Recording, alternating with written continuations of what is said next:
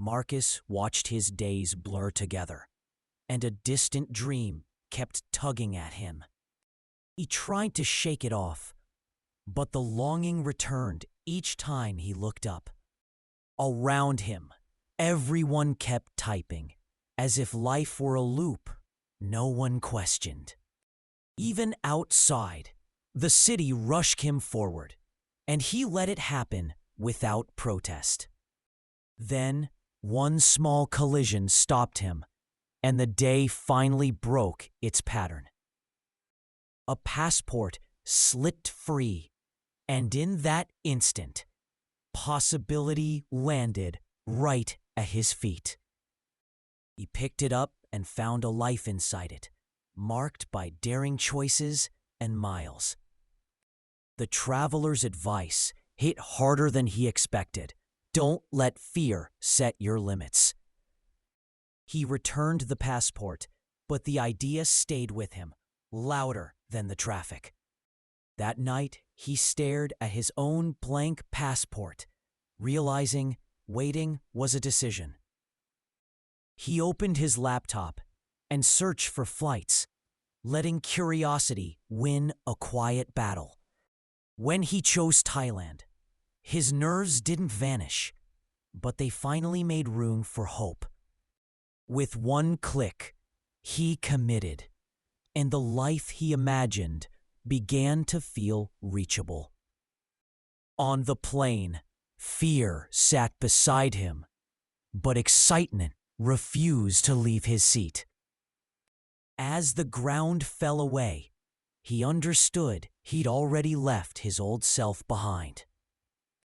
Thailand greeted him with a new rhythm, and he let it pull him into the moment.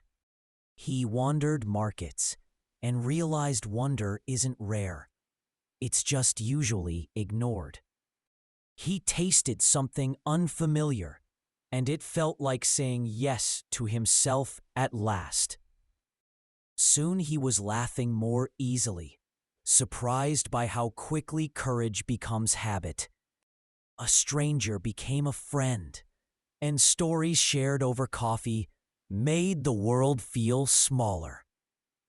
He found quiet in sacred places, and the silence taught him what he'd been missing. Each day he walked farther, and the version of him who stayed safe began to fade. When the bridge swayed, he didn't turn back. He learned fear can be crossed. Then he flew through the jungle, and the thrill rewired what he believed he could do. With his new friend, even simple play felt like proof that he'd truly arrived. That night, lanterns rose like promises, and he made one to keep choosing the unknown. At sunset on a cliff, he met himself again and liked who was standing there. After that, the stamps came faster because he finally trusted his own momentum. In Japan, he learned to slow down, letting beauty arrive softly instead of loudly. In Greece, he felt history press close, reminding him life is short and precious. In Kenya, he watched wild strength roam free, and it made his worries feel smaller.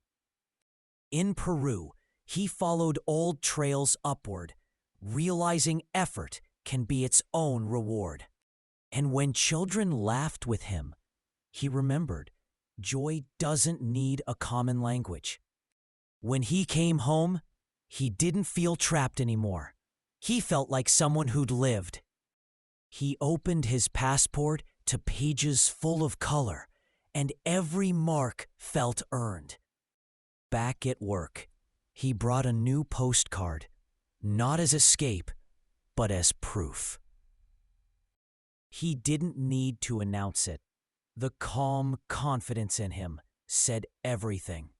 Even the office felt different because he'd changed the way he showed up in it.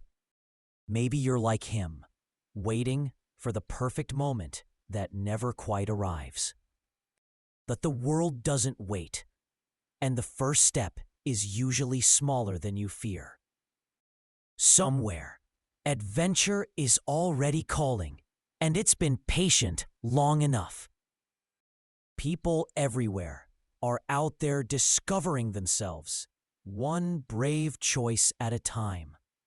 Your story is waiting too, and it starts the moment you decide to begin.